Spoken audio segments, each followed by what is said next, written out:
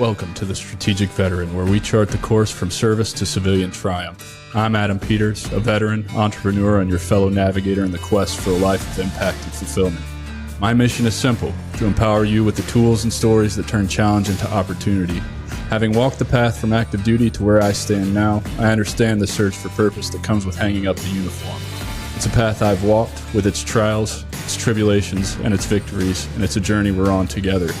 This podcast is more than just conversation. It's a beacon for those seeking to redefine our missions through entrepreneurship. It's about igniting the entrepreneurial spirit that lives within us, the spirit that compels us to create, lead, and make our mark on the world. Here we connect with veterans who have built businesses, sparked change, and found their purpose in the marketplace of ideas. They're not just surviving, they're thriving. They've transformed their service into startups, their experiences into enterprises, and they're proof that you can too. So whether you're scribbling business plans on napkins or stepping into the arena of innovation, remember, you're not alone. You're in good company. So let's explore these stories of transformation and take the first steps together on our path to purpose. Let's begin.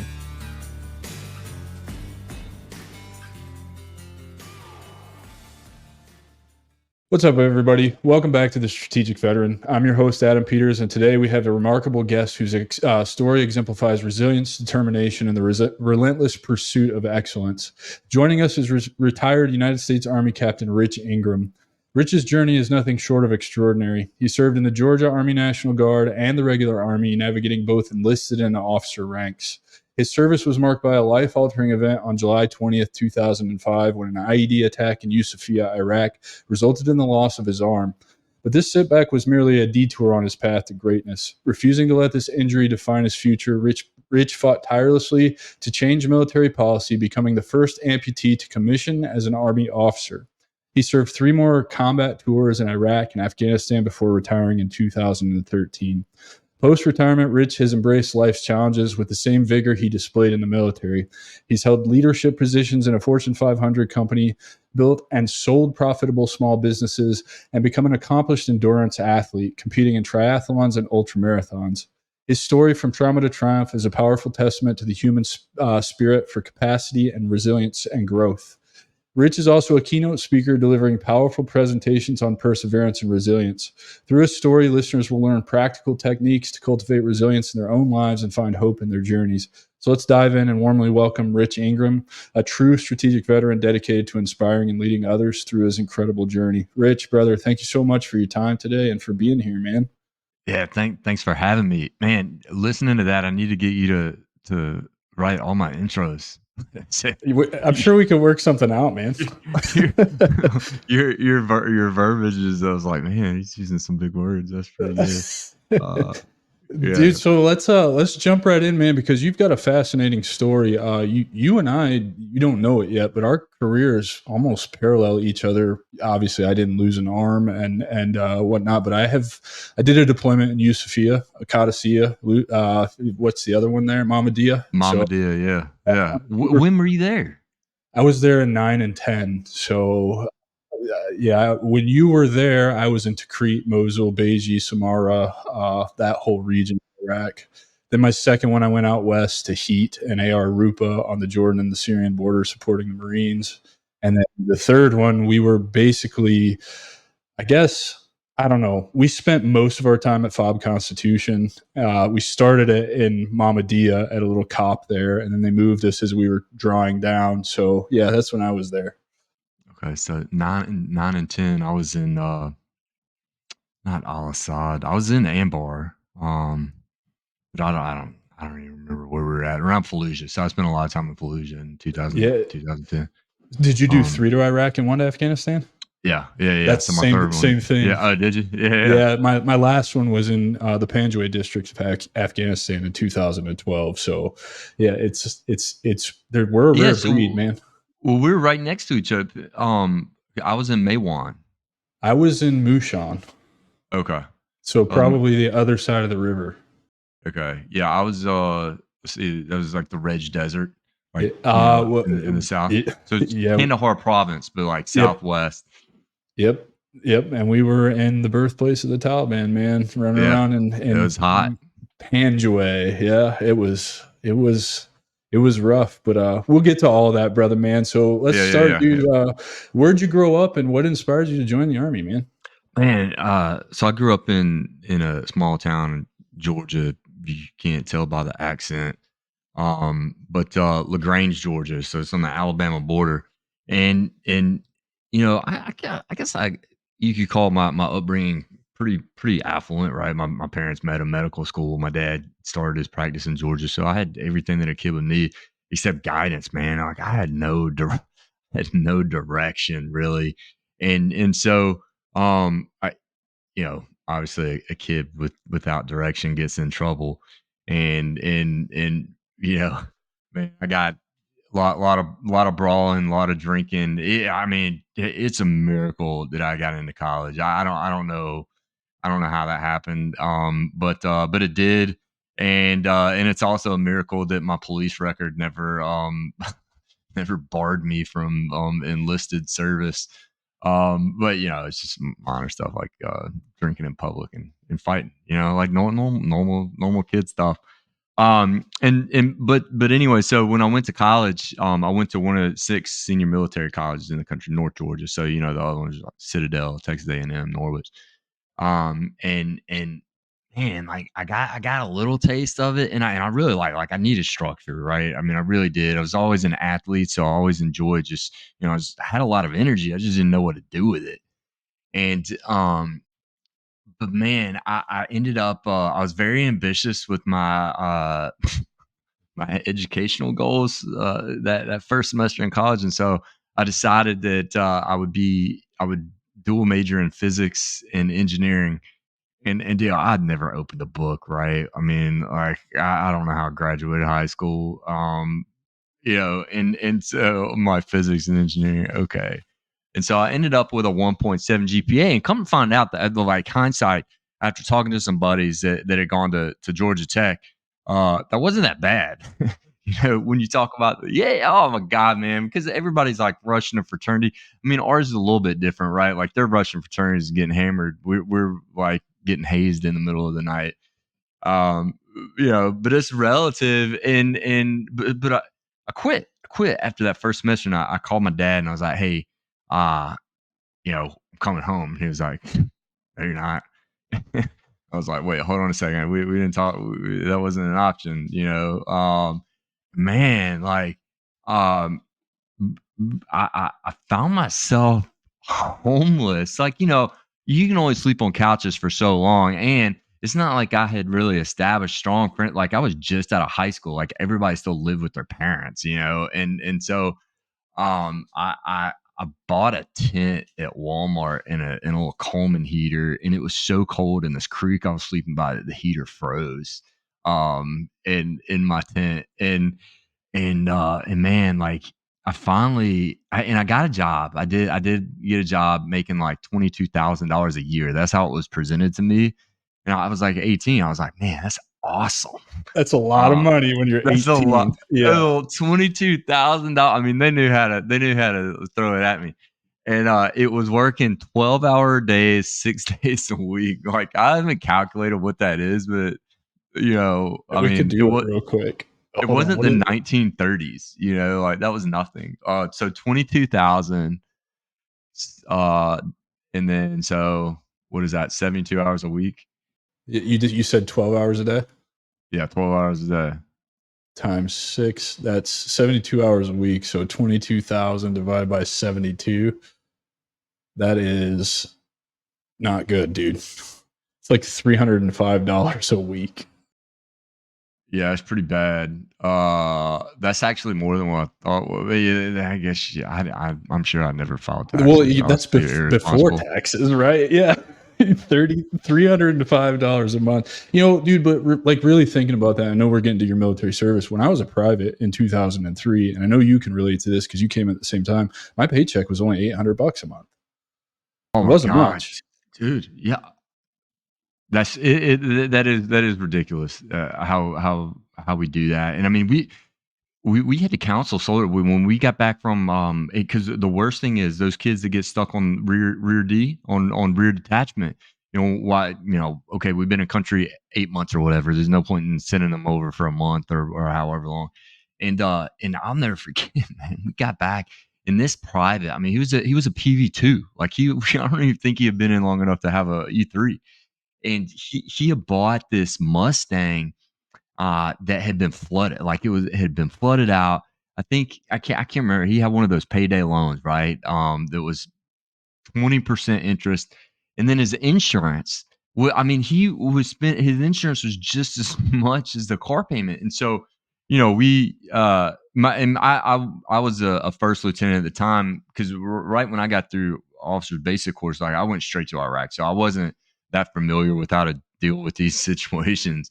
And my platoon sergeant was like, all right, so we gotta call these loan people and basically like threaten them that they're loan shark. And that word, man, that's just so fucking dirty, dude. And I don't remember what happened, but I know like we got it taken care of. And I mean, we had another kid. This one was the E5. He had what is it called, he had used his like PlayStation as collateral for a loan. I mean, it's just like, Dude, you but can't make this shit up. and this is real, man, dude. I was at Fort Stewart in my younger years when I became a young NCO, a corporal, and a sergeant, and I would have to deal with this, like you said, stupid interest rates on 20% is ridiculous. Like who does that really? Like a desperate private who doesn't know any better. But it got so bad that there was a wait list to get JAG to get them out of these contracts. That's how bad it was No getting. way. I mean, that's Yeah, dude. But anyway, so you bought this tent and this heater. It's contrary to popular belief in South Georgia, it gets cold, really well. So cold. this was actually in North Georgia. So I was in college. This is Dahlonega, Georgia. So folks did, yeah, in the mountains, and so but I finally, got tired of washing my hair in a creek and brushing my teeth in the, gas station bathroom. And I called my dad, or I went. Actually, this is when I signed up for the National Guard. So, I started thinking like, this is not like how I want to things to end up. And it's like my dad, he knew what he was doing, right? By letting me go through that. But I signed up for the National Guard, because we had in at least in Georgia, I'm assuming most states have it. It's called simultaneous membership program. So you can sign up to be enlisted in the National Guard, and then you can still go on active duty. So you're basically, you kind of train as like a, you know, enlisted guy, but then you get to like sit with your lieutenant and stuff, whatever. And so that's what I wanted to do. And so I called my dad. I'm like, hey, Dad, I'm going to base training in March. Can I come home? He's like, man, yes, under conditions. And and he said, no drinking. You have to be in by 7. No television. You have to read at least a book a week. Write a book report on it, and you have to work out and run every single day. And he had a weekly, a daily calendar by the week, where I would have to fill out my plan for the week. And at the end of every day, he would initial, like I'd have to write down what I did that day, and he would initial next to it, and he would grade my book reports. And I mean, this was like intense, dude. But I'll tell you what, it was really tough the first, few weeks, because my buddies were like, hey man, let's go party or whatever. And there's, partying in LaGrange, Georgia. But after a while, man, it got like, I loved it. It was fun. Like I was getting stronger, faster, and I wasn't reading a book a week. I was reading a few books a week, and just, when I got to basic training, I fell in love with it, and I was more prepared for basic training because of what my dad. I mean, my dad put me through a mini boot camp, right? And when I got there, dude, everybody always says, well, oh, don't raise your hand, don't volunteer. Dude, I fucking volunteer for everything. It's like I didn't want to miss a beat, dude. That's what I fell in love with, man. I wanted to spend my life in a combat arms career. Because like you, I don't know what battalion you were in. I was in Charlie 258. It was an Echo 258, believe it or not. Okay, Yeah, man. all right. So again, like a lot in common here, dude. What year were you there? I went, you were in March of 2003, and I went in June of 2003. So I know for a fact I There stood was there when you there's came some back from overlap. Honor Yeah. Hill. Yeah. I'm Yeah. sure I was there at 4 in the fucking morning clapping for your dumb ass as you come off of Uh, Arna Hill. that's Just right. like, when is it my fucking turn, right? God, man, I miss it. I will never forget the first day. You know, you get there and you go to that whatever they call it, like the where they funnel you through and whatever 30th before you. AG. Yeah, yeah, yeah, yeah. Yeah, yeah, So, yeah. man, how do you remember that?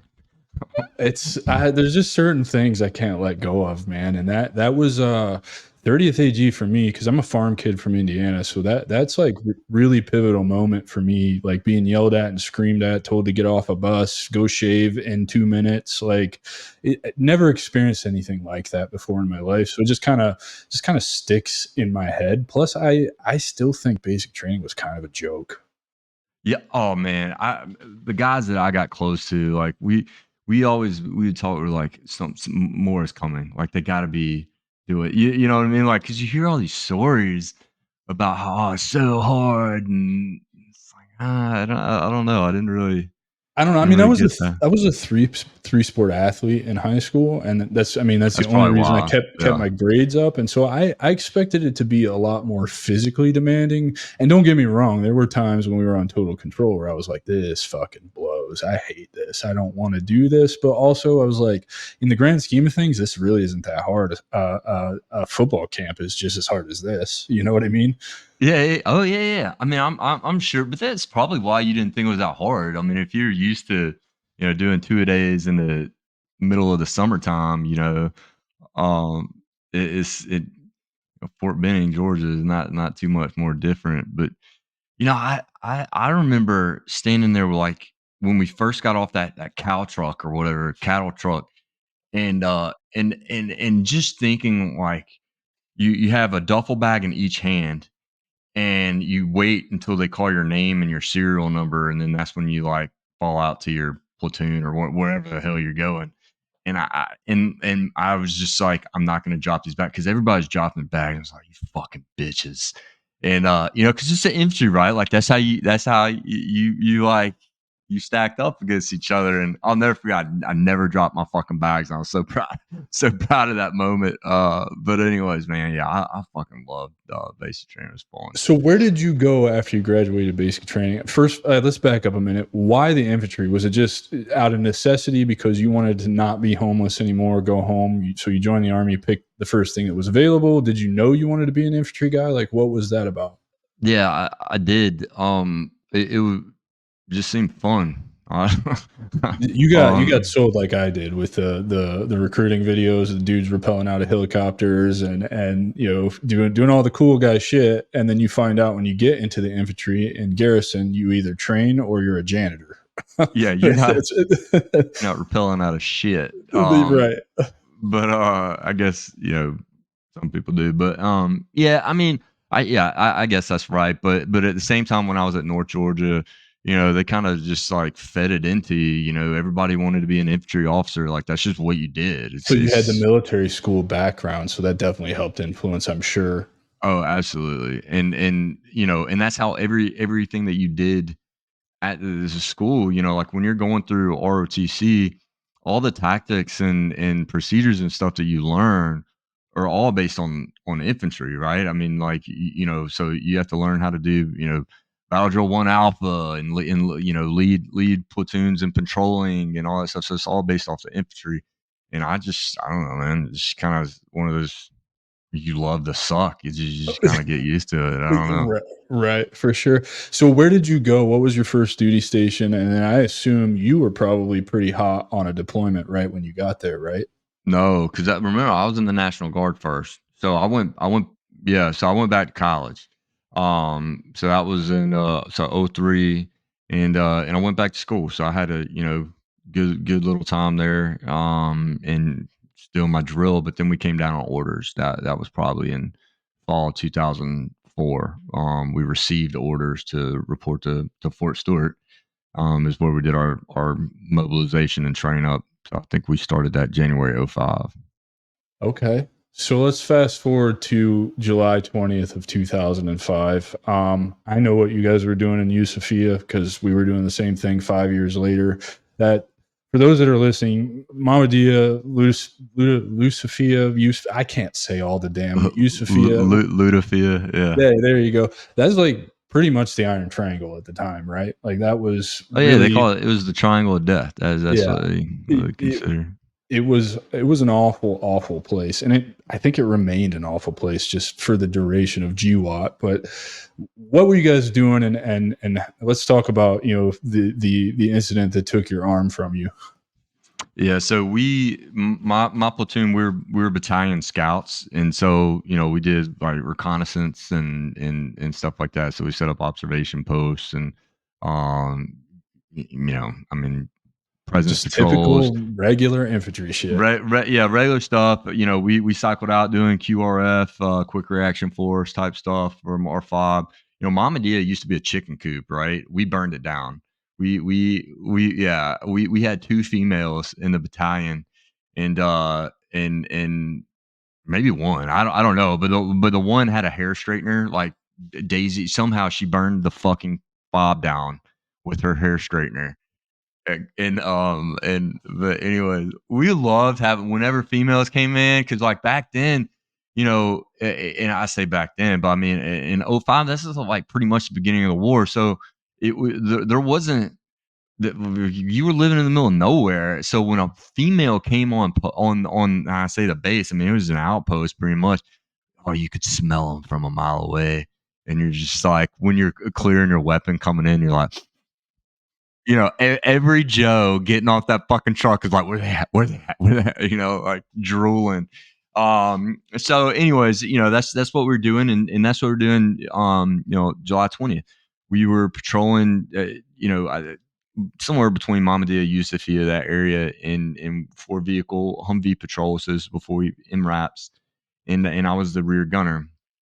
And man, like I had always just wanted to fight for multiple reasons, but I think one, just because I'd had relatives almost in every single war, and I kind of wanted to see how I stacked up, right? Like you hear about these heroes that Normandy, like they kept going. Vietnam, I mean, one of my mentors was telling me that his buddy literally was getting he was the only one that survived an attack in Vietnam. He lost both of his arms, and he was still like trying to fight. And fortunately, somebody another unit came in and ended up helping out, and he survived that. But God, I just can't imagine that style of fighting. And on that day, did not happen how I envisioned it, man. We hit a roadside bomb, so we hit an IED, and it, I just remember the sound. And at that point, everybody yells ID, and you just hear that, and that's just like rings in my ears. ID, ID. And so, we got hit, and then the vehicle got catapulted and thrown into a roll. So, gunner jumps down, tries to grab the radio mount, and now we're saying rollover. And I just remember like closing my eyes and saying, "Lights out, say a prayer." Lights out, because gunner just doesn't survive that, right? Matter of fact, when we were in Fort Stewart, a kid died in a rollover. I mean, like, and Yeah, so and back then we didn't have the harnesses where you strap yourself into the floor anymore.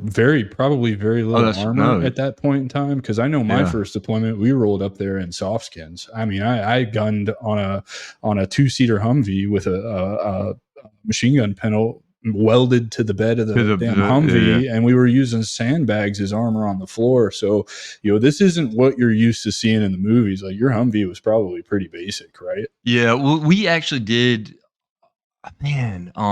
We had the first series of up armored Humvees. Which would make So sense for where you were at the time, because that was a rough place to be. yeah, and we did have some, but see, I don't know about the soft skins. So I think we did have up armors, but you're right, we did not have the. You basically just sat in a banana hammock. Yep. Just Is a what. strap is what it was for the longest time, and then they created these really cool, like you said, the banana hammocks that was like a mesh kind of wider seat for you. It's kind of cool to sit here and talk to somebody who could like go through the evolution of what that looked like over the years. You know what? You're right. We had like the seatbelt thing. We didn't have the banana hammock. Was I'm thinking it was like that was the MRAP days. So we didn't. Um. Yeah, man. But it's just like it's hard to explain when you feel like you're gonna die. But when I hit the ground, I was just like, what the fuck just happened? And like I couldn't. It was like I was having a meta moment. Like I just couldn't believe it. But when I looked up, I saw that my driver was now unconscious in the passenger side in the TC seat. And so when I went to move for him, that's when I felt pain in my arm. And so and I was just thinking it was a break. It didn't hurt terribly. When I took my arm, I remember keeping my eyes on Spottiswood's, the name of this kid's driver. Took my hand and tried to feel for the brake. My hand just hit nothing. And like look down and my arm is just lying, like hanging on by a piece of flesh no bigger than your pinky finger. And just mangled blood, and so now I'm back in this like, fuck, I'm gonna die. And I just remember saying, you know what, like I'm not fucking dying here. And so I just scooped my arm up and ran with it. And I think we had taken like some small arms fire, but we weren't in a fight. And so, and everybody knew exactly what to do. I mean, this wasn't, in that area, you got something happened almost every time you're outside, right? I mean, it was, but all the IDs, like I think there was only one other one to that point that had, you know, been injurious, but not to the extent of what happened to me and my TC, who my TC. So we get an IV started, tourniquet gets put on by my driver when he came to. So I got to give kudos to Spottis. Was an 18-year-old. He had just met up with the unit like 2 weeks before, and so I'm laying down and I hear my TC Sergeant Joe Brown saying, "Would someone please get this Humvee off me?" The his Kevlar helmet has somehow, been finagled this way, and the Humvee, like I don't axle. I mean I don't know. Obviously, I didn't Yeah, like walk over there and check it out. right. You're fucked up too. Yeah. So this is secondhand, but is the Yeah, Humvee laying on his helmet? yeah. And so but he's alive, and you know. I don't know how, but yeah, he got ejected out of the vehicle as well, and I will say this, man, like he probably had it worse than me, just because. So he broke his back in multiple spots, broke jaw. He just had these injuries that if we were walking down the street together, you would thank me for my service and not him. Whereas, I got to go back in. I mean, he could never carry a ruck again. He could barely bend over, and so it's yeah. Just want to be tangential on that one because you never know what somebody's fucking going through, dude. I mean, just recently, what was the guy's name? Very famous tier one guy. Just took his life. So there's just certain things that we just got to be cognizant of. But nonetheless, he did make a recovery. Just he had to live with some things. But when I got on the medevac, I was taken to Baghdad, and that's where they completed the amputation. And matter of fact, when I got wheeled into the hospital room after the amputation, and I remember seeing Joe Brown in there. We were sharing a room, and I just remember looking at him. I was like, "Dude, you look like shit." And he was just like, "Oh, you're making me laugh." His mouth wired shut, and but yeah, the things you laugh at. Well, dude, and that's the infantry humor, right? Like, because when we were in Afghanistan, we had a couple guys. We had one triple amputee. We had several double amputees, and I remember when Josh lost both his legs, stepped on that IED. They coming back and hearing the stories. It's like, hey man, did you see how many flips I got in? And it's like, dude, you just like went fucking 30 feet in the air, lost your damn legs, and the only thing you can say is did you see those flips? It's like that's the humor that we somehow dig deep and find in moments like that. And it's almost like a too soon moment, but it's never too soon in the infantry, right? Like It's never too, everything's open season, man. And, you really get and that's where you have to be careful, because when I got to Walter Reed, you see these guys, these bilateral amputees, and whatever, missing multiple limbs, and so you just get callous to the injuries. These guys don't ever ask for help. They and part of it is just because, like, they need to prove to themselves that they can still do the things. And when you get back home, I mean, dude, there could be a 90-year-old lady like having trouble getting out of her car, or like spilling her groceries. I would just step over her, like, get out of my way. Like, you should be able to do this on your own. And so there was some empathy lessons that I had to learn after getting back. But yeah, man, like one guy, he fell out. We were at like this rowing thing, all these nonprofit, like, they'll take you out to try and get you like back into living an active lifestyle. And so we're doing this rowing thing, and a guy fell out of his wheelchair, and he so he's holding on to his wheelchair, trying to crawl back up into it. And another guy just steps over and is like, "Hey, Dave, you walk much?" And like, no help was offered. It was awesome. so let's talk about your time at Walter Reed. How much, I can only imagine. I know I'd be pretty bitter if I look down and, obviously there's still a job to do in the moment, right? But you've had some time by the time you get to Walter Reed to like really come to terms with like, I don't have a fucking arm anymore, right? And so what was that like for you? Because I think it's really important to show the audience, the level of resilience and perseverance that you have, because at this point, I assume pretty early on in your recovery, you're like, I'm going the fuck back, right? Like, I'm gonna do this. And clearly your story is gonna tell us that you achieved, your goal and became the first commissioned amputee officer back on active duty. So let's talk about that thought process. Like, what is initially going through your head? Because now you don't have an arm anymore. Yeah. So I mean, initially, right when I I was anesthetized when I got to Baghdad, and right before I was wheeled into that hospital room and saw Joe Brown, I remember waking up and just groggily rolling over, and I see my nub is wrapped in bandages, and I closed my eyes and tried not to cry. Right. I've spent my entire life with no direction, no guidance, that with no purpose, no idea of what I want to do, and I finally found this thing that I given my life to. I mean, I wanted to spend my entire life in a combat arms career. And I didn't want to be at the time. It was always a goal of mine to become an officer, but at that moment, I didn't want to be an officer. The only thing I wanted to do is go to Range Battalion. That was it. We had worked out multiple. There were some stepping stones there, so that was what I want to do. I just want to be a fighter on the ground, and so I've made it this far, and then just like that, everything is fucking taken away just in an instant. So now I'm back in the spot where it's like, well, that now what? Like, I finally found this fucking thing, and you're telling me I have to start over. And so that was very difficult.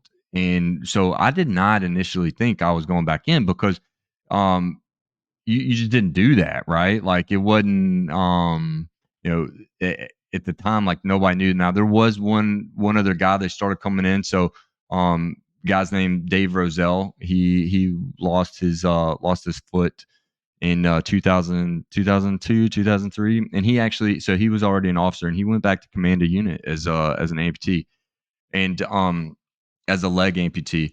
It was different for arm guys, though, and so people don't ever look at arm guys like, dude, I can ruck, I can fucking run. I have trouble, sealing envelopes, buttoning up my shirt, tying my shoes. But shooting a gun and holding a ruck, man, I can fucking do that all day. But when somebody looks at you, they think, oh, you have no dexterity, you can't do anything, you know. But if you're just missing a foot, they're like, oh, well, he can fucking, you know, and still. And it's like, what? Anyways, I won't go down that road any further. But so I'll tell you what really happened for me is when I got to Walter Reed, my mom had my fly rod, and she you know, I at the time I was like, what the fuck am I gonna do with this, right? But it was another thing that I had identified with two arms. And I was like, God, dude, I used to skip class all the time just for like days at a time, just camp out and go fishing. That's probably why I had such a shitty GPA. I was going to say, imagine a Georgia boy with a fly rod. Come on now. Like, I don't Yeah. think there's been a single one of you guys in the history of the state that hasn't grown up with some kind of fishing rod in their hand. Nah, that's right. That's right. Well, in fly fishing, man, like you don't need a fucking boat, you know, like you don't have to have waders and fly. It's just different. But and so but my cousin shows up to the hospital like a week later, and he's like, man, let's go see what we can do with this fly rod. So he takes me out to the front lawn. I'm still connected to a wound vac. You know, I have a wound vac. I don't like 3 lines, IV tubes coming out of me, and so we go out on the front lawn, and I'm trying to like figure this out because I can't use my left arm like at all. It's connected to this IV tree, and I, dude, I mean, I just like I broke down crying, like because it was another thing that I had identified with that had been taken away. So I mean, it's like the hits just kept coming, and my cousin came over and was like, "Look, dude, we're not gonna leave until we fucking figure this out. There's got to be a way where you can do this." And so we stayed out there, man. And I just started getting fucking angry, and you know, it's just like, okay, all right, this like I'm winning. I'm going to win this fucking battle. And so I figured out how to strip line like with my teeth, and then I can manipulate the cast with 2 fingers, so like releasing it.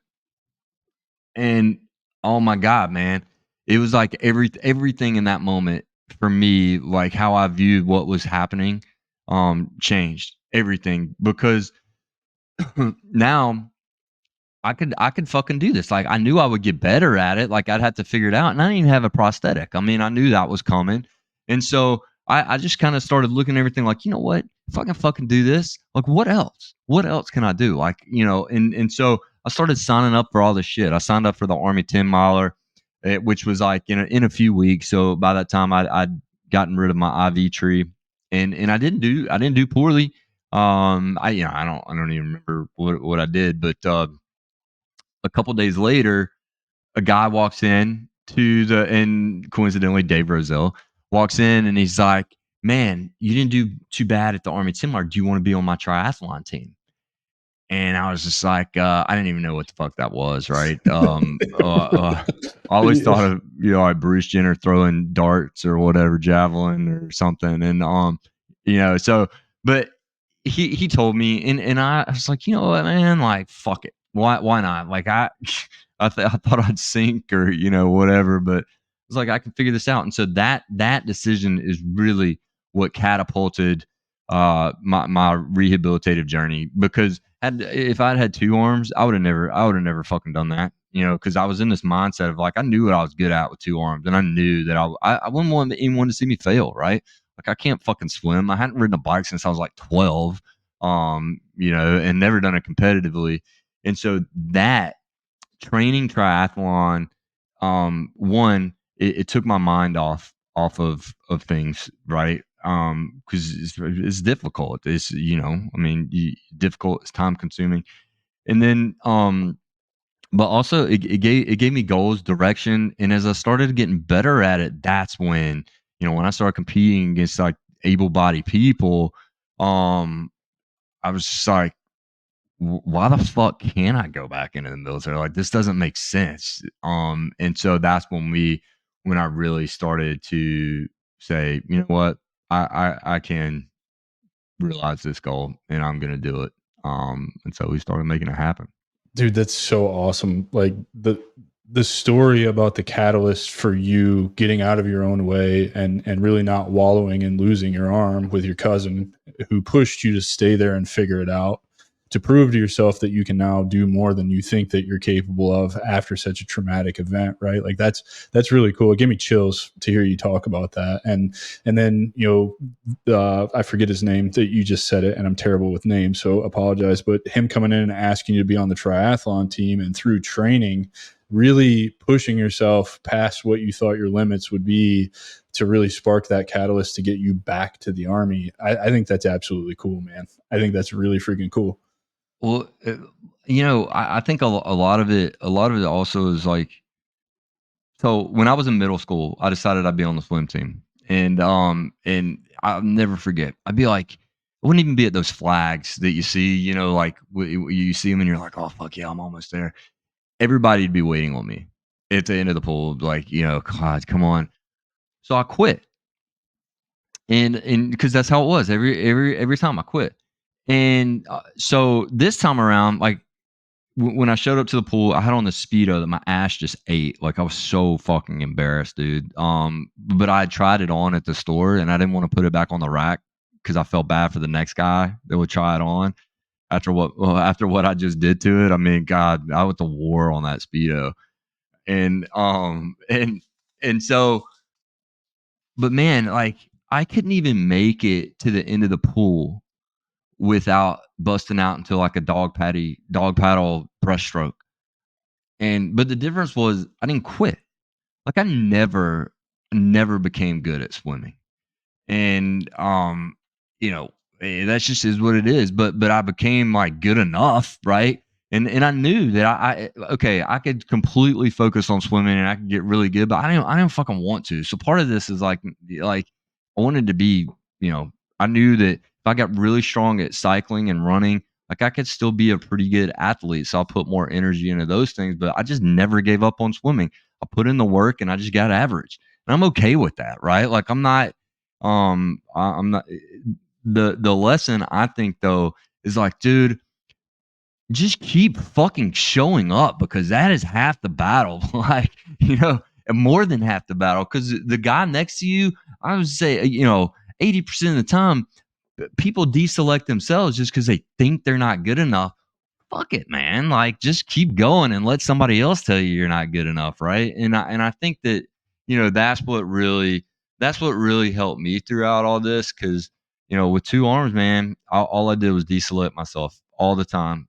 I and so I don't know how else to say it other than at least from a mental standpoint or mindset perspective, losing my arm was a blessing in disguise. I mean, it really opened up other opportunities, closed some doors, obviously, and it has not been easy. But we live and we learn. For sure. So, how long did it take you from injury to getting back on active duty and getting the commission? So I commissioned December 2008. So I was injured 2005. So it was about 2.5 years, 2.5 years, 3.5 years. Yeah, I can only imagine that process was probably just a lot of fucking paperwork, a lot of physicals, a lot of people telling you no, a lot of having to overcome that. Am I pretty spot on with that?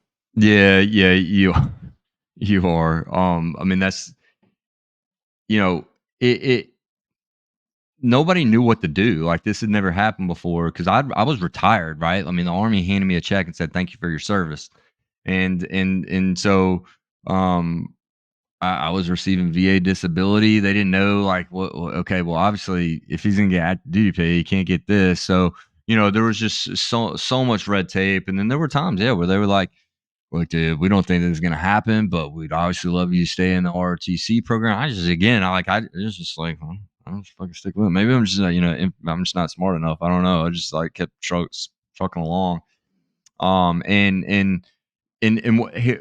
This gives me chills.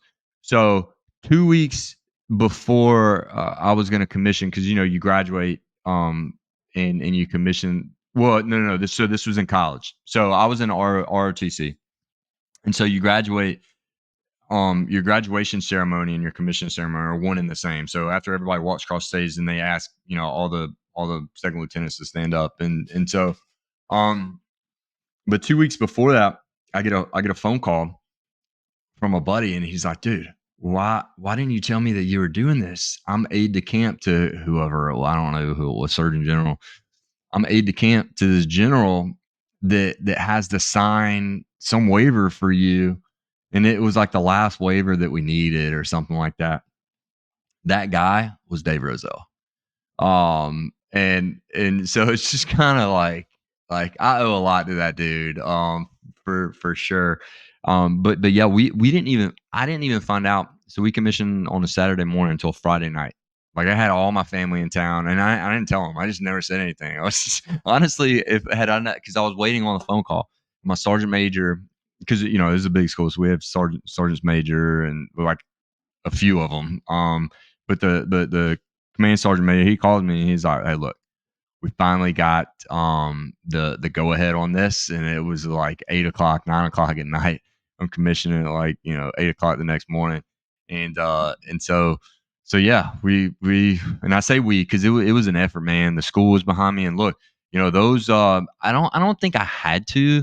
But all the tickets that I gotten growing up, even the shit that was thrown out, and juvenile rate, like I was scared to lie about it on my security clearance, right? And so I put that all down, and like there was a hold up with that because they had to get waivers on all that stuff. And come to find out, there was nothing. They would have not found out, even on a top secret clearance. They would have not found out or cared about any of that.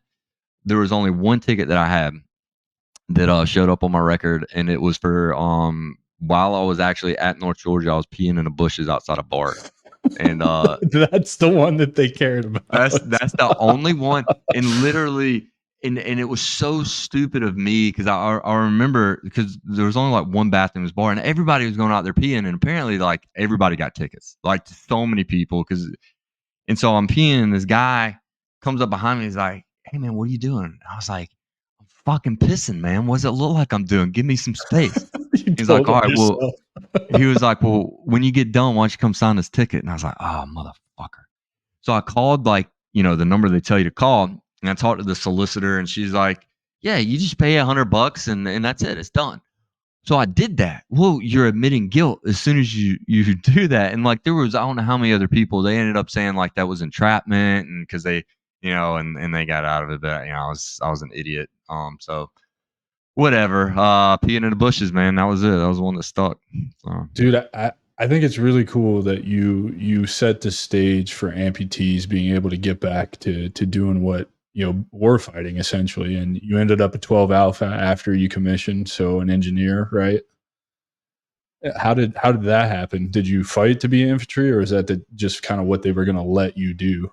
I don't know. I put infantry as my top choice, so I think I did infantry, engineer, and armor officer. So So the army decided for you, essentially, is what yeah, happened. but at the same time, so like you get to you put your list, right, your wish list, and like 40% of your tally is your grades. And so yeah, I didn't have the best GPA. I don't Yeah, I don't think it was terrible because back in the day, because North Georgia, the way that they did it was it was like, North Georgia got all the infantry slots because they were such a powerhouse for that. But they changed it. They changed everything. So the saying used to be 2.0 and go. You get a 2.0 GPA and boom, you're off. Do you want an infantry man? You fucking got it. And so it's just not like that anymore. And I could have done branch detail infantry where like you show up, you do 3 years of infantry, and then you go off to somewhere else. I didn't know, or I guess maybe wasn't explaining to me like a lot of times like if you're good, like they keep you in the infantry branch. But I didn't want to like say, oh yeah, I'll do this many years of infantry, and then y'all can put me in a post office. Like oh what the fuck am I? And I didn't know anything about engineers other than like the way that it was explained to me was like, dude, it's the infantry with explosives. And I was like, fuck yeah. But nobody really said that like being an officer is a lot different. So you're not the dude with the battering ram or setting the charges and so but anyways, I had a good time. So whether they said, "Oh yeah, we're not letting the one armed guy be infantry," or it was just my shitty grades. Because as far as from a leadership perspective, the other scoring aspects were, how you did at your basically it's called advanced. I don't know what's called now, advanced camp. So you go out to Fort Lewis for 30 days and you do all this stuff, and then they take another. So like for military tactics and all that other stuff, I did really well. It's just my GPA was probably like 2.5, maybe. Well, I mean, we can't win them all, right? So you end up doing 3 more deployments as an amputee, setting the stage to get people. I know the most famous one I can think of, that's an amputee that comes back is Nick Lavery back to the Green Berets, right? Like he's pretty famous for doing that. And so, I had no idea you were the guy that was like the first one to come back in as a commissioned officer as an amputee. So I think that's really awesome, man. You do 3 more deployments. 2013 rolls around and it's time to get out. What led to the decision for you to get out? Was it just time? Yeah, I started falling back into bad habits. So, like I was saying earlier, all I wanted to do really was be in Ranger Battalion. Like I just want to be a fighter, and I don't think in hindsight, like I was probably not the best officer, because I wanted to be on the ground. Like that's the only thing I wanted to do. And so like in my second deployment, it really, man, it just sucked, dude. Like we're doing route clearance, so it's 2010, and it's like basically my job was to go in and switch the dates in PowerPoint. Like okay, let's roll the dice. Which route are we doing tonight? Okay, like and because it was the same shit over and over again. And I was fucking. I just hated it. I was bored. And so look, I got to own it, right? I have to own it. But at the same time, I tried going to Ranger school, and which again, I wanted to go to battalion. I went to pre-ranger school at Fort Bragg and was like second in the class, and they still were like, no, what I don't know. It's because at the time I couldn't do monkey bars, and so but that was the only thing like I could not do was monkey bars. I could do pull-ups, and so what I did after pre-ranger school is I went and I got my arm fabricated. So like even now as a 41-year-old man, like I can do monkey bars. It's like that's what's holding me up. Like, are you fucking serious? So, anyways, that I think that always just kind of hurt, like mentally, and that's really what I want to do, and so after my deployment in Iraq, or Afghanistan, so that was the last deployment I had. I mean, that was really a fun deployment. I mean, because I was on like the first group of, we call them SFATs back then. So Yep. what is that, like advised? Yeah, I can't remember what you had, but I know what you're talking about. Yeah. Everybody thought we were, when they first heard of it, everybody thought we were like special forces. We were like 12-man team, and then we show up and there's like a couple fat guys. And we're like, nah, Yeah, right. Yeah. we're not. SFAB was not the we're greatest special in the beginning, right? Yeah. yeah, we're special. And so but like we had some great dudes though. Like we did have it was like anyways, like we were pretty good because we were one of the first ones coming out of Fort Bragg, which Fort Bragg, we got some good people. But anyway, so I'd volunteered for that, and I mean, me and 2 other captains, dude, we were rolling around in this NRAP, just like middle of fucking Maywan by ourselves. Like we roll up to these outposts, and I'm like, who the fuck are you guys? We're like, don't worry about it, man. We're good. We're And the cool guys, right? Yeah.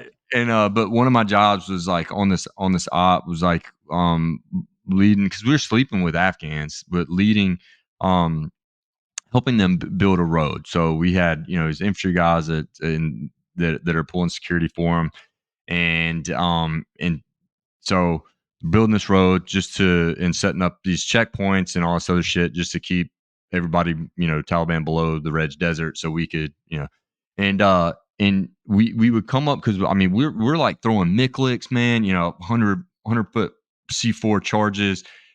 Like, I mean, we were fucking shit up. But then we'd come up on IEDs or weapon caches, all this stuff, and so we'd have to wait on EOD. And I find it's just like, dude, this is fucking, because what was happening was the Afghans, man, when they get bored, like they will go hang out with the Taliban. Like they're friends, like they know each other, right? Like they get on the radio, like they get on the same frequency, and they're like, hey, why don't you put down your weapons and come out? Why don't you come out? And like, you come out, and it was like 2 toddlers, like you know. Um, but anyways, so I was just like, dude, I told the infantry guys, I was like, if you guys get me some C4, like I will blow this shit. And so I started blowing this stuff, and it was the funnest fucking time. And so, anyways, the reason why I tell that story is because when I got back, I was sent to captain's career course, which is like going from fifth gear to like reverse.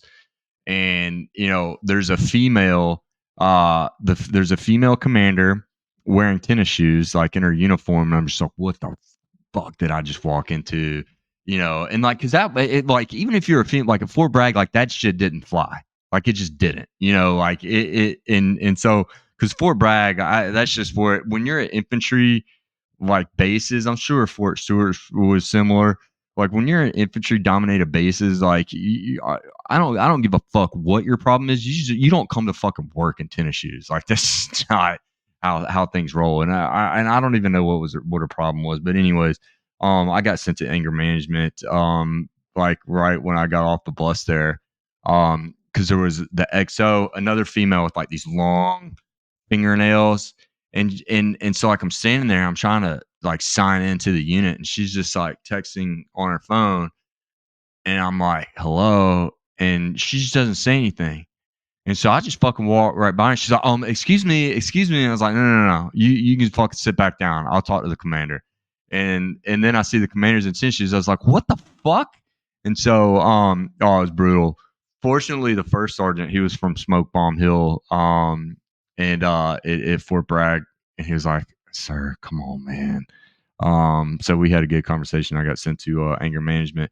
Long story short, I got into I went on leave. This is like right before Christmas, and I went on leave. We were going to start class like in January, and I was hunting actually down at Fort Benning, so Captain's Career Course for engineers in Fort Leonard Wood, and I was hunting with a buddy, and instead of just going camping, like we were going to do, we decided to go to a bar in Columbus, Georgia, and I got into a bar fight, and it doesn't matter what was said, but I like slammed this dude's head into a table, and so I got kicked out, and the other guy got kicked out too, but he was just leaving, and the cop, because I was like chasing this guy down, and the cops were there, and they're like, hey, look, man, that guy's walking away, like we're not arresting you. We don't, I mean, the guy looks like a douchebag. I don't know. Like they're probably looking at me like, oh, he's got one arm, he's obviously his soldier lost arm, and the cops were being completely awesome. And and I was like, all right, well, I'm gonna go back in the bar. They're like, that's the only thing you can't do. Like they did kick you out. You just, you go to another bar. You just can't go to that bar. And so, but I just kept walking. I was going back in that bar, and a cop like puts his hand on me. He's like, dude, come on. And I turn around, I headbutt this dude. Uh-oh. So I Now you're headbutt going to this. jail. I had yeah, oh yeah, one way fucking ticket. And I headbutt this guy, and now like a bunch of cops are there, and I get put in the back of the cop car, and they didn't handcuff my left hook. And so I busted out one of the windows in the cop car, and I hear one of them like, dude, he just broke the fucking window. Like I didn't know how to handcuff it. And so and anyways, yeah, I get put in the fucking drunk tank, and fortunately, like everything got dropped. I talked to the police officer. I apologized for everything. I was not court martialed. But, the leadership was pretty cool about that. I had to go back to anger management. So you did anger management twice. Yeah, and alcohol awareness or whatever, and yeah, yeah, the officers thing. So it's different. Like you go in with like an individual counselor.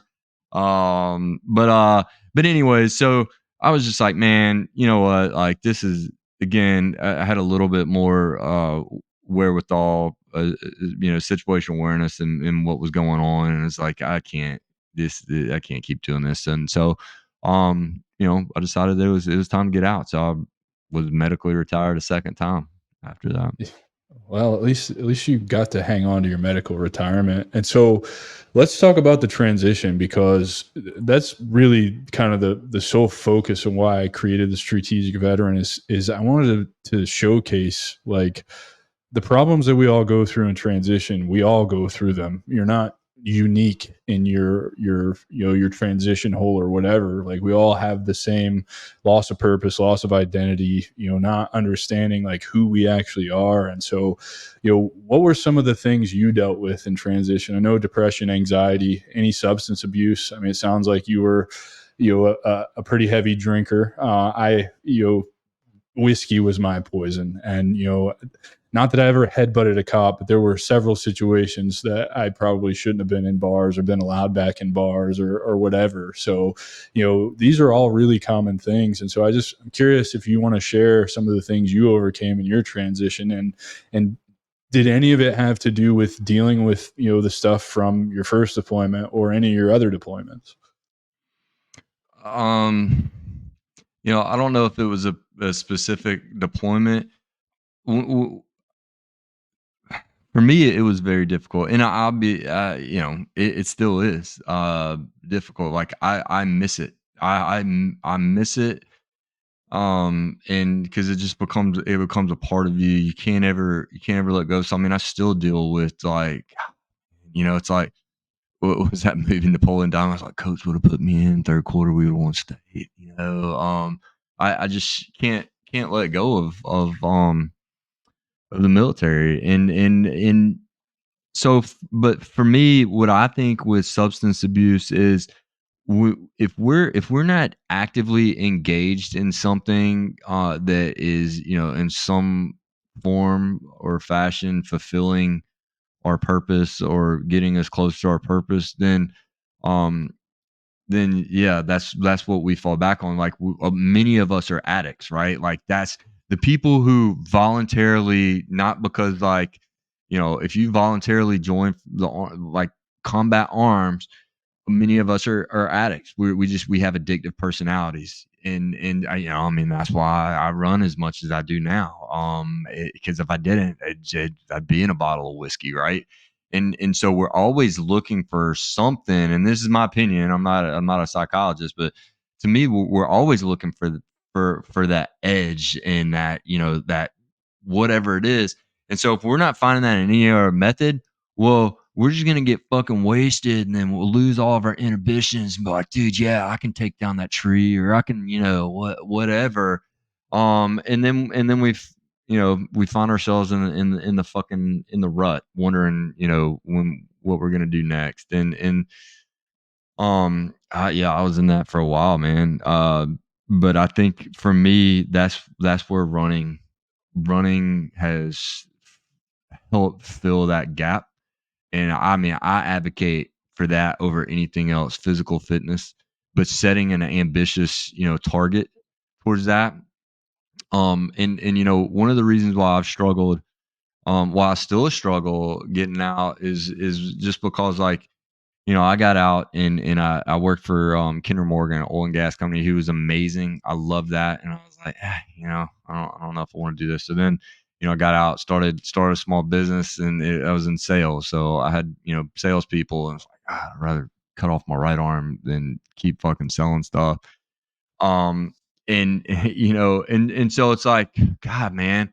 And I ended up where I am now just because, like, I do love motivating and inspiring other people, and other people were asking me, like, I started getting asked to speak, and someone's like, oh, when are you gonna write a book? I was like, man, I've never really thought about that. And so, after doing like some soul searching for me, that I don't that like I feel that is my purpose, because nobody's ever going to remember who I am, but they'll remember, maybe my story, or how my story made them feel, for them to have hope to keep going. And so if I can help provide that, like, dude, God, man, at least I can give something back, because I feel like I've just been selfish my whole life chasing my military dreams. And anyways, without pontificating any more on that, um that because that's what I'm doing. I talk about it all the time, but I feel like I have to hold myself to a higher standard, because I'm trying to teach people these things, but also it's a second check on me as well. Like I have to continue living these things. And but yeah, man, I I think that's the beauty of the healing journey, man, is you're using physical fitness and ultra marathons, extreme distance running. I think you're fucking insane. Like no way in hell you're getting me. I wasn't built to run. Like this is not for me. I hate it. I was built to carry heavy shit long distances. So I'm more of a ruck guy, but like, there Matthew Banco is another creator that I met on LinkedIn when I started my journey. And he talks about we have a MEPS to get in and we need a MEPS to get out, right? So mental, emotional, physical, social, spiritual, those are five things there. The physical fitness one, I think is extremely important. I exercise from the minute I get out of bed for the first hour I'm awake every day. It's usually in the form of a longer walk, fast with the dogs since I just had a back surgery, but some days it's yoga or some kind of max reps, pull-ups, push-ups, body weight stuff, right? Like there's always an hour of exercise every morning when I get up. And I lost sight of that when I got out because somebody was telling me I had to be at 6 o'clock PT every morning, and I'm gonna go on an 8 mile run, and we're gonna do these stupid ass fucking exercises that really don't fucking matter or whatever. And so I just let go of it. Yeah, yeah, yeah. And then weapons PT was always fun, which hindsight's 2020 because that actually is a pretty good workout. But like I just hated it so much, and so I just let go of it. And now having lost almost 100 pounds over the last year, and really getting back into fitness, I'm in better shape now than I ever was in the Army. I weigh less than I ever did when I was in the Army, and it's just so important. And doing that first thing in the morning for me, if I don't do it, it ruins my entire day. Like my whole day will be thrown off. And so I totally understand what you're saying. And then going to what you were talking about, holding yourself accountable because now you're serving others, you're helping others improve their life. It's a lot like what I'm learning in building this business and all the things that I talk about with plant medicine and integration and holistic healing and mindfulness and meditation. And like, my content now has become examples of that stuff and actively practicing that stuff so that the people who listen and the people who follow, they see that I'm not just a guy out here trying to tell you to do these things, that I actively practice these things every single day. And it makes me better as a person. It helps me stay where I need to stay and be a better person. And so I relate to what you're saying so much, man. well, and I think another thing about the physical fitness piece is it gives us self-esteem. So regardless of whether you're, walking, rowing, cycling, whatever, it doesn't matter. Like your body's releasing these endorphins and you did something hard. So when you're done with it, you're like, man, you're like you feel accomplished. So, I've been curled up in the fetal position on the couch, I don't know how many times just depressed. And that's what really triggered me to like I've got to get back into running, cycling, whatever it is. And the extremes are a lot less like they just lose their power, right? Like I don't the emotions just aren't as extreme. So that's why I look at that. I wish I was more spiritual. I wish I could meditate more. Like I just moved to Austin, Texas from New Orleans. Man, I used to have this awesome morning routine, dude. It was so great. Like first thing I do is I'd wake up and I'd fix my coffee like the night before, but I'd hit the on button. And as soon as I hit the on button, I would meditate. I use the Calm app.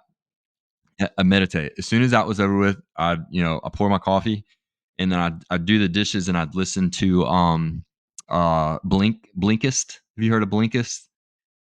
It's I love that, dude, because it's like, I mean, every book you could think of in like It's 10, cliff 15 notes for minutes. for every book. It's a really Yeah. good way to. So I use my morning walks to listen to audiobooks or study something or whatever. And I get your point, man. It's like you can fill this time with things that move the needle forward and like create these routines that set yourself up for success. Because I do something similar. I don't take my coffee until after I'm done exercising. It's like a reward for doing something hard, right? Like I have to earn that coffee. Man, you know why I do it? because if I don't, I'll have to poop while I'm running, and so that's Hey, that's fair enough, man. No, I get it. I totally get it. yeah. Otherwise, dude, I don't know how many times I've come back to the house with one sock or like without a beanie. Oh, matter of fact, this is a funny story. When we were at the first officers basic course in Fort Leonard Wood, we were doing this 5 mile run, so it was like part of a pre-sapper deal. And man, dude, we were, it was like 5 minutes before we had to start, and I was like, oh my god, like I've got to poop really bad. So I just ran to some bushes like that were in front of one of the barracks that we lived in, and I used both my socks. So I was running this thing, and it's dark. Thank God, because someone's gonna yell at you for not having socks on. And so I used my socks. No shit, no pun intended. The like whoever we're supposed to do like philanthropic stuff or whatever. There's like a philanthropy chair for the group. Decided that Saturday we were gonna meet and pick up all the trash around the barrack. Oh no. Oh no. Oh no. And so I was like, as soon as class was over, like I ran back and picked up my poop socks, just so nobody would, because it'd be obvious because everybody saw like I had no socks on.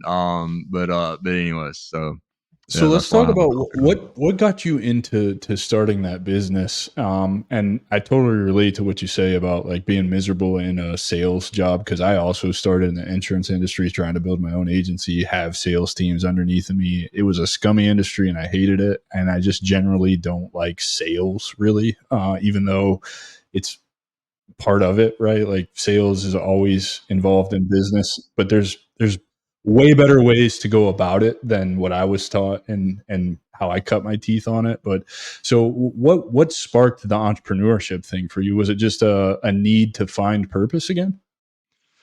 Yeah. So the first time, like after my insurance Yeah, agency. when you got out, yeah. So I was also in the insurance agency. That's where I got into business for the first time. That's how I became an entrepreneur and really started cutting my teeth on it. And so, were you in the insurance industry? Is that what you did?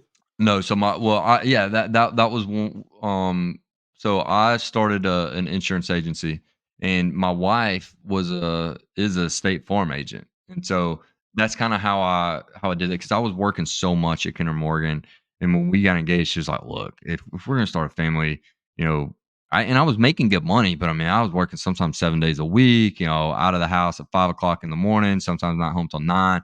Just like, if you break that down, you're not making that much per hour as much as you work. And so that's why I decided to go into sales just so I could, not have a cap on my earnings. And so insurance just is the logical thing because I had her for assistance. And I knew that it was very lucrative. I mean, in Louisiana, yeah, that's the highest auto premiums in the country. Homeowners insurance the same, and I built a very profitable business, but just like what you said, I mean, it is very transactional. I mean, because in order to make money, yeah, I mean, you have to make multiple sales a day. So I mean, it's like you're getting on the phone, off the phone with many people all day long, and it's just I don't know. I just feel like a Well, not bottom only that, feeder, you were in so you did property and casualty, right? That's what I ended my insurance career with, was at an Allstate agency, and I hated that. Inherently, I don't think property and casualty insurance would have been bad if I would have just landed at a better agency. I started selling final expense to seniors, so an intangible product to the poorest one third of Americans, right? So it was even worse. And you're absolutely right. Life insurance is so fucking lucrative. It's not even funny, but it's a dirty business. And I just hated it, man. I saw all kind. I mean, I was taught when I was going around, I was taught if you find another insurance agent's little "we sorry we missed you" card on the door, you pull that shit off and replace it with your card. Yeah, I was taught how to replace policies without breaking the law when somebody had been there 2 hours before I got there and had already written them a policy. I was replacing policies for people. So I really hated that industry as a whole. yeah, that's and there are a lot of agents that do. dirty stuff. Like they skirt the line, but it's like, dude, is that right? Like somebody would call in thinking I was their agent, but someone else had done the wrong thing. You know what I mean? And it just dirty stuff. But again, that's why I'm out. But I mean, sales is still going to be, if you're an entrepreneur. I mean, it has to be a part of your bucket, right, of your toolbox. But it's just different now, and I think so. With what I'm doing now, the speech is the product, right? So I'm not the product. The brand is important, but at the same time, the speech is the product. And if I can get that right and provide value to people, then that will sell itself. So it's a little bit different. It's not like cold calling 100 people a day, and hoping that you land a fish. So, but I wound up there just because, one, I've been now working for myself for such a long time. Like I didn't want to go back and work for anyone else. And by the way, I'm now 41. So, I'm a little old to start like with another company. Like if I go start with another company, I'm at the bottom of the barrel and I have to work my way. And I'm not against anything to put food on the table. Don't get me wrong. But if there are other options out there, like why would I do that? But right now, I would think that I'm not that marketable because I've been out of, like, what I want to do is go back to like oil and gas. I mean, I would love to do that, but for the jobs and the amount of money that I'd need, like, I really don't have any qualifications. I want to put like a small business owner.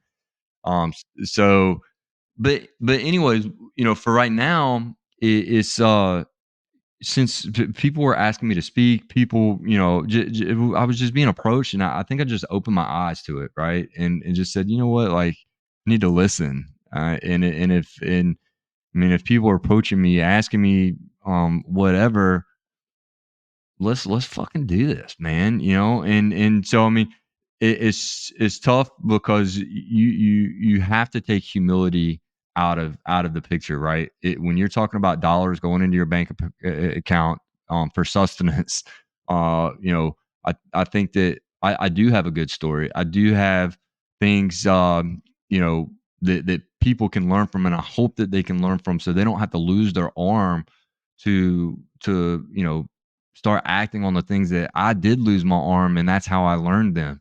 And so, that's how I ended up here, and I'm loving it, man. Don't the, you know Yeah, I was going to ask you, man, because I've been feeling called to get into public speaking. It kind of goes hand in hand with being a podcaster, right? And it's like, where do I start with that? And is it fun? And I know you can make really good money doing it, particularly like just having the title of veteran. For whatever reason, people just think that no matter what our story is as a veteran, we're worth having come speak at their event or whatever. So are you really enjoying it that much? Is it really that rewarding? Yes. And it really just depends on, what is your message. So when I first started this whole thing, I had no idea, because all the times that I've been asked to speak, people were like, "Yeah, just come in and tell your story." And so, but that was for free, right? And so now, if you're asking someone to pay you for it, okay, you need a little bit more than your story. Like, that's not good enough. Your story is something that you can tell at Rotary, but if you're talking to, a corporation, or at an event or whatever, what are they paying you for? Like, what are they getting out of it? So it's all about the message. So I hired a coach, and worked on the message, worked on it, but everything from the performance, because it is a performance. It is, it's not, and it's acting. I mean, so I had the program there, acting coaches from Yale and NYU, but they came from the speaking industry, and they were very lucrative speakers, and so, everything from the movements across the stage, the inflection of the voice, your pauses or beats, all that stuff is, already planned out and rehearsed. So it just gets easier and easier, the more that you do it. So yeah, I mean, I really enjoy it. It's probably So really cool because you get to meet some awesome people, I'm sure. yeah, oh my gosh, man, and it's so crazy. Like, yeah, there's some famous people too, you know. But you know, so many people. What I struggle with is social media. I just like I don't like it, man. I don't like staring at my phone, and so many of these people, like, they're very popular because of that. Like, they have, you know, million followers or 100 or whatever it is, and you know, like, I'm trying to leave my like get away from my phone, right? And so I don't know. I'm looking at hiring somebody. You know, I have a race coming up in a few weeks, and so after that, I'll probably I'm looking at hiring somebody to just do everything for me.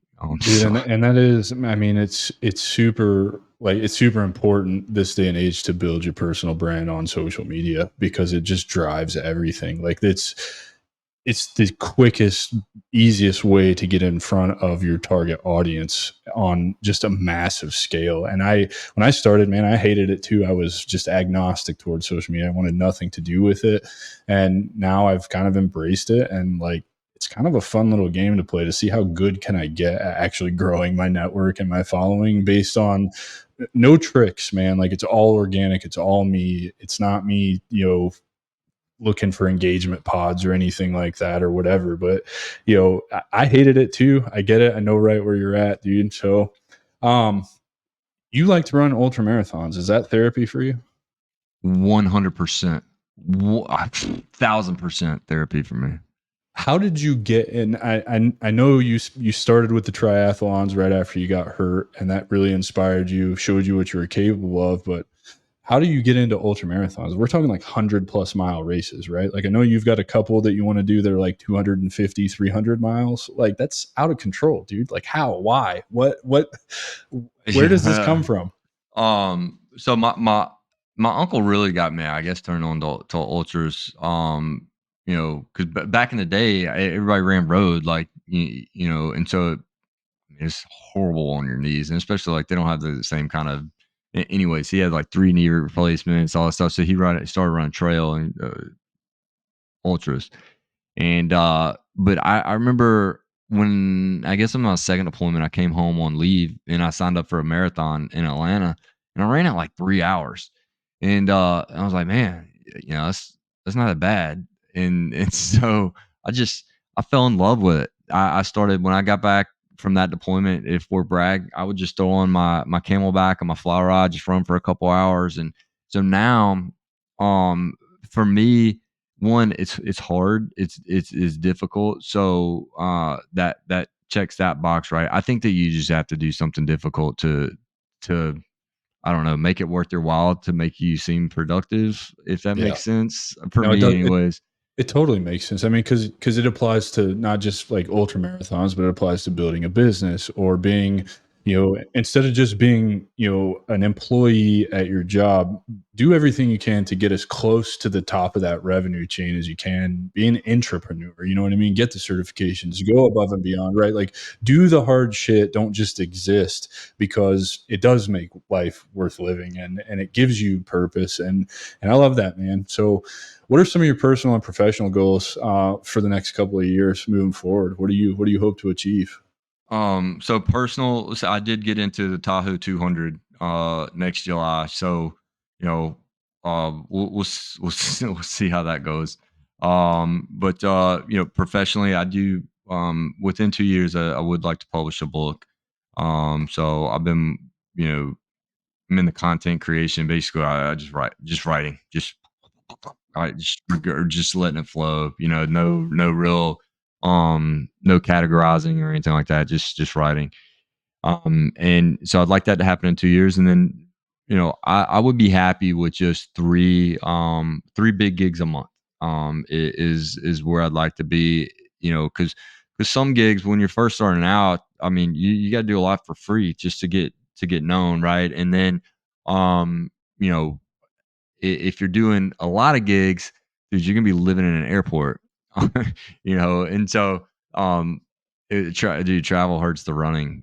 So that's where I'd like to be. I'd like to command fees high enough to where all I would need to do is 3 a month and keep it at that. And then I'd a lot of speakers come out with books because it adds credibility. I don't want to do that. I want a standalone book that people can actually, get something out of that can inspire them and provide hope, to keep going. Um, and so yeah, that's those are my biggest goals. Hell yeah, dude. I got a couple of guys that are published authors, written several books that tell me it's a monster project. I like to connect you with them when we're done with this, Oh, or I'll please, set man. that up because I, after talking to them and hearing how daunting it is, I have no desire to write a book ever. Like, I just See, don't. here's the thing though. It is, I would say, therapeutic to write. Just writing. I don't know why. That's one of my tricks when I start feeling anxious. I just start writing, like, what am I feeling? Why do I think I'm feeling this? Is this really true, or am I just going down the rabbit hole? And but writing, it helps with that, man. I don't. Yeah, I love that you're combining the mindfulness aspect of being in touch with how you're thinking, how you're feeling, why you're feeling that, and then writing it down because that's a 100% how you heal, period, end of story. And it doesn't matter if you ever go back and read that stuff. A lot of people I've heard like to write all the stuff they're thinking and feeling, and then they go burn it to just release it completely, and that does something. But I love that you're combining all of that stuff, man, because it's so important, and it's like the tools I didn't have when I was stuck in that transition hole for like 8 years, miserable, depressed, and drinking my face off and smoking too much weed and just not being a productive member of society at all. So it's cool to hear you speak about that stuff, man. Last question before we kind of wrap things up here. How do you measure the impact of your work on inspiring resilience in others? Because I know that's kind of a hard, intangible thing to measure, but there is a way to measure it. And I know that it fills your cup. So how do you look at that as success or measure that? Yeah, so I do have surveys, but more than anything else, if people are asking me to speak that have heard me speak, I mean that's the measurable way. Call it a referable speech coming from Michael Port. He's the owner of Heroic Public Speaking, coach that way, and so that's what they would call as a referable speech. So if I'm getting asked to speak again, called a stage side lead, then I know that what I'm doing is productive and providing value. Another thing, that I wish I could get more of would be from social media. If I had people reaching out to me, veterans or the like, I think that would mean a lot to me. Maybe not to the business as far as getting leads, but I think it would be flattering that, hey, yeah, man, let's hook up, let's fucking Well, talk. we'll get you squared away on LinkedIn with that, man. We'll put public speaker in your little tagline up there and watch the cold DMs start rolling in, dude. It's strange because every time I've updated mine with a new skill or a new thing I'm involved in, recently it's been the director of this nonprofit called QRF Up, the director of recruiting, and that's probably one of my most successful posts is a job update. And it's like not even a job, it's just volunteer work, but so many people are on LinkedIn looking for stuff like that. It's how they find leads, right? So put public speaker in there and you're going to wake up the next day, particularly because you're established already and people are going to have found you and find out that you're a public speaker and you won't have trouble keeping up with it. I think that 3 a month goal is super, super attainable as soon as you start building your personal brand on social media, man. So I'm excited for you, dude. Yeah, man. Dude, what advice would you give to veterans who are struggling with their challenges and looking for a path forward? Just that, dude. You gotta get up and move, and you gotta keep moving forward. Never stop moving. That's why I'm such an advocate for physical fitness, because the more you sit down and the more that you allow yourself to fall into these pits, I mean, it's just gonna fucking snowball. And I mean, I've been there, man. Like we've both been there. Like, we've all been there. But if we can define some kind of ambition, it doesn't have to be running, and it doesn't have to be an ultra. It doesn't. I mean, it can be rowing. It can be fucking anything. A project. I don't know. Building a shed. Something that's gonna take you a long time to do, but you have to continuously be working towards something. And I think when you do that, you start to find value, and you don't pay attention to the things that are bringing you down. And kind of caveat to that is that you have to learn to realize that the pains that you are going through are normal. They're normal. There's not a fucking clinically sane person in the world that has not or is not having some of the feelings that you are. You're not alone. So one, either fucking talk to somebody, or two, hey, look, man, just get up and move. Just get up and move, and know that if you do that, this will pass, and the emotions will start to lose their power over you. Dude, so good, man. Welcome to the human condition. Everybody thinks and feels the same way you're thinking and feeling at any given time. You are not unique in that. And, it's just a normal part of being a human being. I love it, dude. Tell everybody how they can connect with you, find you. I know that you just mentioned that you're not good at social media, but I want to help you grow, man. I want to help you get your message out there and inspire others, dude. Yeah, so my website's richingram.com, and my I think all of my socials are Rich T Ingram, so T is in Tango. So richingram.com, then Rich T Ingram. And also, if you go to my website at richingram.com, you'll notice there's like a little black bar up there. And when is this launch? When does that episode come out? Not for a long time, man. I'm so far ahead right now. You probably won't be till like January, to be honest. Well, so we might need to cut that, but please go to Warriors in Quiet Waters and check them out, man.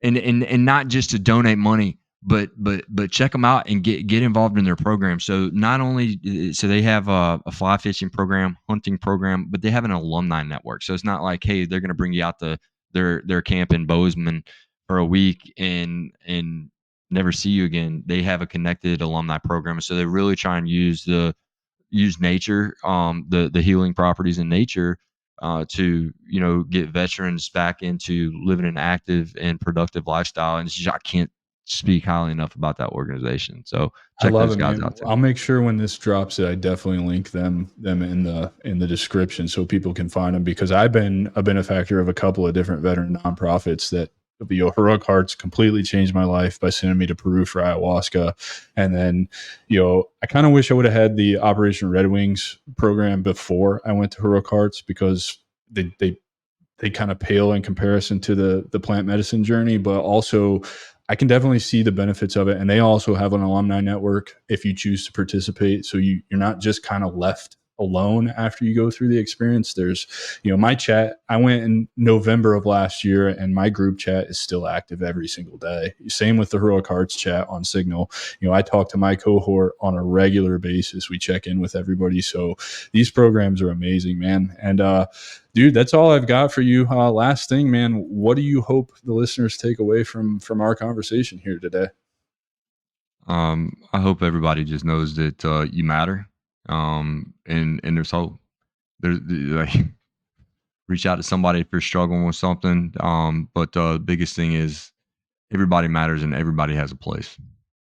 I love it, man. Ladies and gentlemen, I give you Mr. Rich Ingram. Please help us get this podcast in front of 1 million veterans before May 9th, 2025, the day I turn 40. Also, if you're looking to get involved and help the veteran community, please reach out to me. We need responders for QRF Up, which is going to be a revolutionary app for veterans in crisis, immediately connecting them to a mental health care professional who will attempt to talk them off the ledge while they're on the phone. If not, we dispatch a crisis response team of veterans and first responders to intervene before law enforcement gets there and we all end up in jail or doing something stupid that we don't want to do. It's a really amazing program. And so I encourage you to get involved if you can't think of any other way to help the community. Again, Rich, man, I thank you so much for your time, dude. And we'll see you next week, ladies and gentlemen. Take care. That's our show, and I'm truly thankful you've joined us at The Strategic Veteran. If our conversation today sparked curiosity or if you're ready to elevate your game, I'm here to help.